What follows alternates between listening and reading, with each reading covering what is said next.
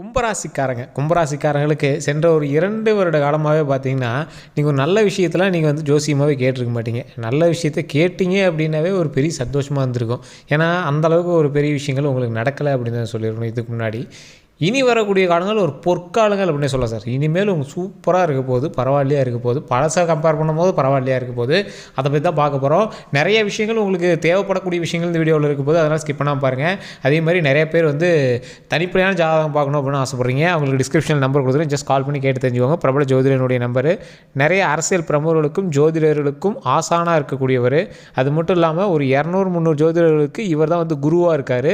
நிறைய ஆக்டர்ஸுக்கு 3 லாங்குவேஜில், அதாவது 3 ஸ்டேட்டில் 3 லாங்குவேஜில் இருக்கக்கூடிய ஆக்டர்ஸுமே இவர் தான் ஜோதிடம் பார்த்துட்ருக்காரு. இப்போ சமீபத்தில் வந்து பிரபல திரைப்படத்தில் வரக்கூடிய ஒரு ஆக்டருக்குமே இவர் தான் வந்து பண்ணார். ஸோ ஜஸ்ட் நீங்கள் வந்து டிஸ்கிரிப்ஷன் நம்பருக்கு கால் பண்ணி கேட்டு ஃபோன் மூலமாக உங்களோட பிரச்சனையை வந்து சால்வ் பண்ணிக்கலாம். சரி சார், இந்த கும்பராசிக்கு ஒரு சூப்பரான விஷயம் தான் சொல்ல வந்திருக்கோம். கும்பராசி அப்படிங்கிறது ஃபஸ்ட்டு ஒரு நார்மலான எங்களோட குணாதிசயங்கள் பண்பு நான் சொல்லிடுறேன். கும்பராசி பொறுத்த வரைக்கும் ஒரு கோவில் கட்டக்கூடிய ராசி அப்படின்னு சொல்லுவாங்க. கும்பம் அப்படின்னா அவங்க கையில் அமௌண்ட்டே இல்லை அப்படின்னாலும் ஏதோ ஒரு வகையில் அமௌண்ட் வந்து புரண்டுக்கிட்டே இருக்கும். வேறவங்க காசாவது இவங்க கையில் இருக்கும். அந்த மாதிரி ஒரு குணாதிசயம் கொண்ட ராசி, ஆளுமை திறன் மிக்க ராசி. ஒரு வீட்டில் ஒருத்தர் இருக்காங்கன்னா இது வந்து ஒரு குருவாக இருப்பாங்க. ஒரு அப்பா ஸ்டேஜில் இருப்பாங்க. ஒரு ஆஃபீஸில் இருக்காங்கன்னா ஒரு உயரிய பதவியில் இருப்பாங்க.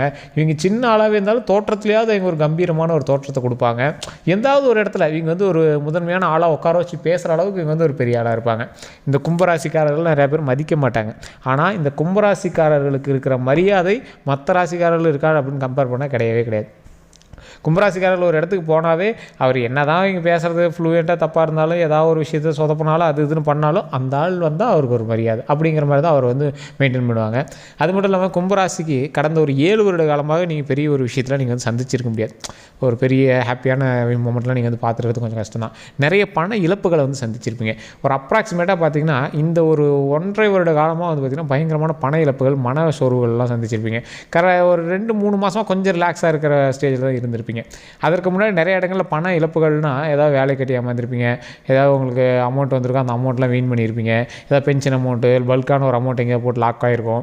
கையில் இருந்த அமௌண்ட்னு ஒரு ஹாப்பியாக இருந்தது ஏதோ ஒரு விஷயத்தில் போட்டிருப்பீங்க, அதனால் கொஞ்சம் சேடாக இருப்பீங்க. ஏதாவது ஒவ்வொரு இடத்துல மியூச்சுவல் ஃபண்டு, ஷேர் மார்க்கெட்டு, ஏதாவது ஒரு பார்ட்னர்ஷிப் ஏமாத்துறது, இந்த மாதிரி சின்ன சின்ன விஷயங்கள் எல்லாம் பெரிய விஷயங்கள் நிறையா ஏமாற்றிருப்பீங்க. அதனால் சில கோர்ட் வழக்குகள்லாம் போகிற மாதிரி இருந்திருக்கும். கடந்த ஒரு 1 வருடம் 1.5 வருட காலமாக நீங்கள் வந்து ட்ரான்ஸ்ஃபர் ஆகிருப்பீங்க. 2024 உங்களுக்கு அப்படியே வச்சு செஞ்சுட்ருக்கோம்.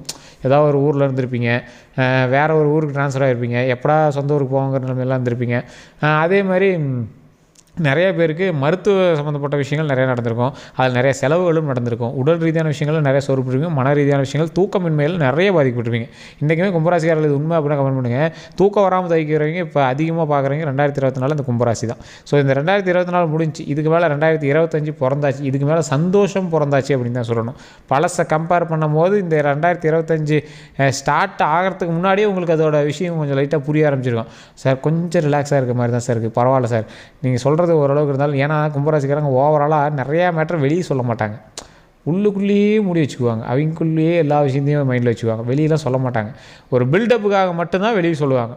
ஏதாவது ஒன்று வாங்கியிருக்காங்க, அதை வாங்கியிருக்காங்க, எதாவது இருக்கீங்கன்னா வாங்கினதுக்கப்புறம் அதை பண்ணியிருக்கோம், இதை பண்ணியிருக்கோன்னு ஒரு பில்டப் தான் பண்ணுவாங்களே தவிர அதை வாங்க போகிறோம், இதை பண்ண போகிறோம் அப்படிங்கிறதெல்லாம் சீக்ரெட். அவங்களாம் ஒரு மிகப்பெரிய ஒரு ரகசிய புத்தகம், புதையல் ரகசியம் இருக்கிற மாதிரி தான் அவங்களோட லைஃப் தான் வச்சுருப்பாங்க.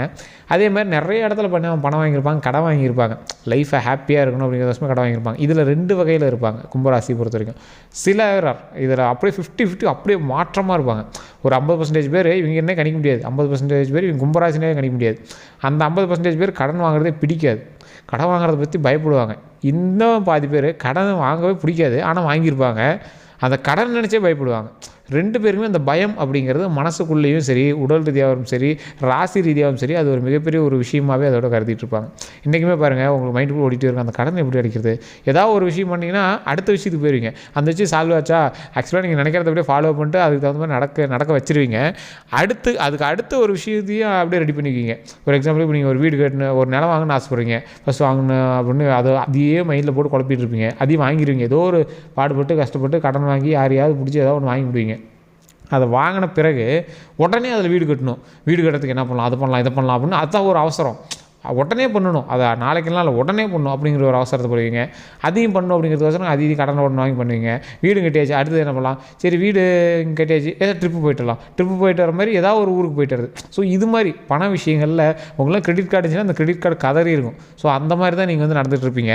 ஸோ அதே மாதிரி பண ரீதியான விஷயங்களில் நிறைய பேர்கிட்ட கொடுத்து ஏமாந்துருப்பீங்க. நண்பர்கள் வட்டாரம் அதிகமாக இருக்குது அப்படின்னாலும் நண்பர்கள்லாம் நீங்கள் பெருசாக மைண்ட்லேயே வச்சுக்க முடியும். தேவைக்கு மட்டும்தான் எங்களை வந்து நீங்கள் கூப்பிடுவீங்க. கும்பராசி தப்பாக சொல்கிறோன்னு நினைக்க வேண்டாம். அந்த மாதிரி ஒரு ராசியோட அமைப்பே அப்படி தான். உங்களை சொல்லி ஒரு தப்பும் கிடையாது. அது வந்து ராசியோட அமைப்பில் நீங்கள் வந்து அப்படி இருப்பீங்க.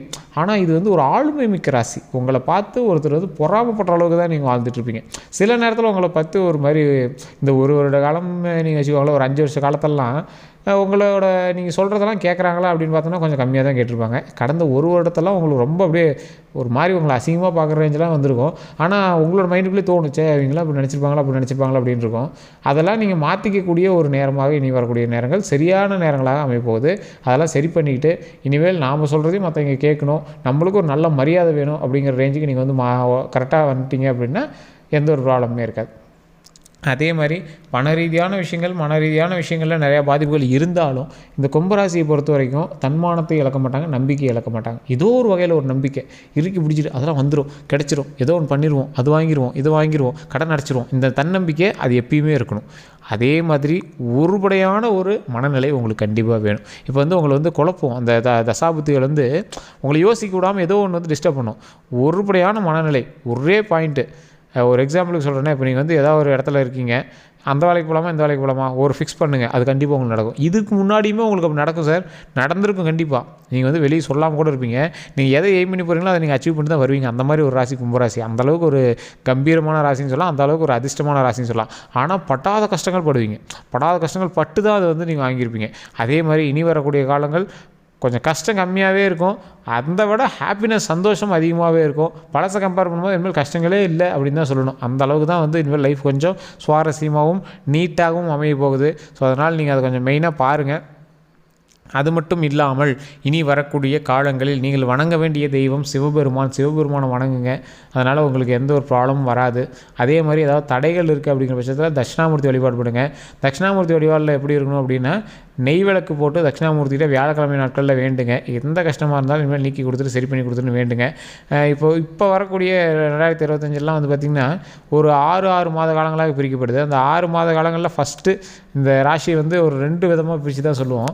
அதில் ஒரு தரப்பினருக்கு 6 மாதம் ஓரளவுக்கு பரவாயில்லையா இருக்கும், இன்னொரு தரப்பினருக்கு 6 மாதம் கொஞ்சம் ஒரு மாதிரி இருக்கும். அதுக்கப்புறம் அப்படியே அது கொஞ்சம் சரி பண்ணி கொடுத்துரும். ஸோ இது வந்து மாறி இருக்கிற மாதிரி தான் இருக்கும். அதனால் ஒன்றும் ப்ராப்ளம்லாம் கிடையாது, பெரிய ப்ராப்ளம் எதுவுமே கிடையாது. ஸோ அதனால் உடல் ரீதியான விஷயங்கள் லைட்டாக ஏதாவது ஒன்று இருந்தாலும் நீங்கள் வந்து டாக்டரை பார்த்துணும், ஜோதிடத்தை நம்பிட்டுலாம் உட்காந்துருக்கூடாது. கல்வி ரீதியான விஷயங்கள் குழந்தைங்களுக்கு நீங்கள் ஜாதகம் பார்க்கவே தேவையில்ல, அது குழந்தைங்களோட பார்க்கல தான் நீங்கள் வந்து பார்க்கணும். ஸோ அதே மாதிரி நிறைய பேருக்கு வாகனங்கள் வாங்கணும், சொத்து அமைக்கணும், அது இதெல்லாம் பண்ணிகிட்ருப்பீங்க. ஸோ அதெல்லாம் நீங்கள் வந்து கொஞ்சம் புதுப்பிக்கிற மாதிரி சரி பண்ணுவீங்க. லேண்ட் இருக்கா, அதெல்லாம் டாக்குமெண்ட்லாம் கொஞ்சம் ரெடி பண்ணி அதை கொஞ்சம் ரெடி பண்ணி வைப்பீங்க. ஏதாவது பேங்க் அக்கௌண்ட்டில் அது இதுன்னு பணம் இருக்கா, அதை ஏதாவது ஒரு வேறு அக்கௌண்ட்டில் ரெடி பண்ணி உங்கள் அக்கௌண்ட்டே கொஞ்சம் சரி பண்ணுவீங்க. ஆதார் கார்டில் கூட பேர் கொஞ்சம் சரி பண்ணி போடுவீங்க. அதே மாதிரி ஏதாவது இனிஷியல் டாக்குமெண்ட் ரீதியான கரெக்ஷன்ஸ்லாம் கொஞ்சம் சரி பண்ணக்கூடிய ஒரு டைமாகவும் இது வந்து அமைஞ்சிருக்கும். அதே மாதிரி எதில் அமௌண்ட் போட்டுருக்கீங்க அப்படின்னா, ஏற்கனவே நீங்கள் விட்ட அமௌண்ட் ஒரு 7 வருஷத்துக்கு முன்னாடி விட்ட அமௌண்ட்லாம் ஒரு 7 வருஷமாக நீங்கள் வந்து அதை கண்டுக்காம மட்டும் மறுபடியும் அதை எடுக்கிறதுக்கான வழிகளை வந்து இப்போ ஸ்டெப் எடுக்கிறதுக்கான வழிகள்லாம் நீங்கள் வந்து பண்ணிகிட்ருப்பீங்க. அது கொஞ்சம் செலவு ஆனாலும் அது கிடைக்கிறதுக்கான வாய்ப்புகள் கொஞ்சம் அதிகமாகவே இருக்குது. அதனால் இதுக்கு மேலே உங்களுக்கு நல்ல நேரம் தானே, இதுக்கு மேலே கை வச்சா எதுவுமே தொடங்கும். இப்போ நீங்கள் அந்த ஸ்டெப் எடுத்துருக்கீங்க அப்படின்னாவே உங்களுக்கு நல்ல நேரம் தான் அர்த்தம். எடுக்கவே முடியாத ஸ்டெப்பு சார், இப்போ தான் லைட்டாக எடுத்து வைக்கிறேன் அப்படிங்கிறதுலாம் ஒரு நல்ல நேரம் தானே. அது சக்ஸஸ் ஆகிறது ஒவ்வொரு ஸ்டெப்பாக கொஞ்சம் கொஞ்சமாக மேலே வர சக்ஸஸ் ஆகிடும். நீங்கள் அந்த ஸ்டெப்பு எடுத்து வச்சதே ஒரு பெரிய விஷயம் தான். லக் இருக்கிறதுனால தான் நீங்கள் அந்த இடத்த ஸ்டெப்பை எடுக்க முடியுது. பழசில் இருந்த நேரத்துக்கு உங்களால் எடுக்க முடியும் அப்படின்னு கையில் காசு இருந்து கூட ஒரு சில ஸ்டெப்லாம் எடுத்துருக்கவே முடியாது. அது வந்து காலம் வந்து உங்களை வந்து இழுத்து அடிச்சிட்டு இருந்திருக்கும். இனி வரக்கூடிய காலங்கள் அப்போலாம் எந்த ஒரு ப்ராப்ளமும் கிடையாது. நீங்கள் எது நினைக்கிறீங்களோ அது நல்லபடியாக நடத்தி கொண்டு வந்துடலாம். ஸோ அதே மாதிரி தொழில் ரீதியான விஷயங்களும் ஓரளவுக்கு பரவாயில்லையாகவே இருக்குது. கூட்டு தொழில்கள் கொஞ்சம் பார்த்து கவனமாக செலுத்தணும். அதே மாதிரி ஜோதிடம் பார்த்து எங்களை வந்து கூட்ட பார்ட்னரு மற்றதெல்லாம் கொஞ்சம் சரி பண்ணிட்டீங்கன்னா இன்னும் கொஞ்சம் பரவாயில்லையாக இருக்கும். மற்றபடி ஒன்றும் ப்ராப்ளம் கிடையாது. அதே மாதிரி இந்த வீடியோ நிறைய பேர் பார்த்துட்ருப்பீங்க, நிறைய கருத்துக்களும் இருக்கும். நான் சொன்னதில் சிலது உண்மையாக இருக்குது அப்படிம்பீங்க, சிலர்லாம் இல்லை சார் பாதி தான் மேட்ச் ஆகுது, 90 தான் மேட்ச் ஆகுது, இன்னொரு 10% இடிக்குதும்பீங்க. நிறைய ஜாதகக்காரர்களுக்கு எல்லாத்துக்கும் ஒரே ராசி, ஒரே நட்சத்திரம், ஒரே தசாபத்திலாம் கிடையாது சார். ஒரே லொக்கேஷன்லேயும் நீங்கள் வசிக்கிறது கிடையாது. அதனால் சில விஷயங்கள் மாற்றமாக தான் இருக்கும். அதனால தான் மனிதனாக பிறந்திருக்கீங்க. ஸோ ஒவ்வொரு விஷயமா நம்ம மனிதனாக பிறந்தது காரணமே கடவுள் வந்து தனித்தனியாக ஒவ்வொருத்தருக்கும் எழுதியிருக்கான். ஸோ அந்த மாதிரி தனிப்படையான ஜாதகம் பார்த்தா தான் வந்து எதுவுமே தெரிஞ்சிக்க முடியும். ஸோ அதுதான் நான் கான்டாக்ட் நம்பர் டிஸ்கிரிப்ஷனில் கொடுத்துருக்கேன். ஒரு ஜோதிடனுடைய நம்பர் தான், நீங்கள் ஜஸ்ட் கால் பண்ணி கேட்டு தெரிஞ்சுக்கோங்க. இந்த வீடியோ பிடிச்சிருந்தது அப்படின்னா கண்டிப்பாக லைக் பண்ணுங்கள். உங்களோட கருத்துக்கள் எதுவாக இருந்தாலும் சரி, சரியோ தப்போ எந்த ஒரு விஷயமா இருந்தாலும் மறக்காம கமெண்ட் செக்ஷனில் பதிவிடுங்க. சிவபெருமானை வணங்குபவர்கள் கண்டிப்பாக நீங்கள் சிவபெருமானை வணங்கிட்டு கமெண்ட் செக்ஷனில் ஓம் அண்ணாமலையாரை போற்று, ஓம் அண்ணாமலையாரை போற்று, ஓம் அண்ணாமலையாரை போற்று அப்படின்னு மறக்காம கமெண்ட் செக்ஷனில் 3 டைம் டைப் பண்ணுங்கள். இது நீங்கள் ஃப்ரீ டைமில் வீட்டில் எந்த இடத்துல இருந்தாலும் சரி நீங்கள் அதை சொல்லி பாருங்கள். அது உங்களுக்கு நல்ல ஒரு விமோசனத்தை தரும். இந்த வீடியோ பிடிச்சா உங்களோட நண்பர்களுக்கு பகிருங்க. கும்பராசிக்கார நண்பர்களுக்கு இதை வந்து ஷேர் பண்ணுங்கள். வாட்ஸ்அப்லேயும் சரி, ஃபேஸ்புக்லேயும் சரி. அப்படியே நம்ம ஃபேஸ்புக்கில் பார்த்தீங்கன்னா ஃபாலோ பண்ணிக்கோங்க, யூடியூப்பில் பார்த்தீங்கன்னா சப்ஸ்கிரைப் பண்ணிக்கோங்க. எல்லோருக்கும் நன்றி நண்பர்களே.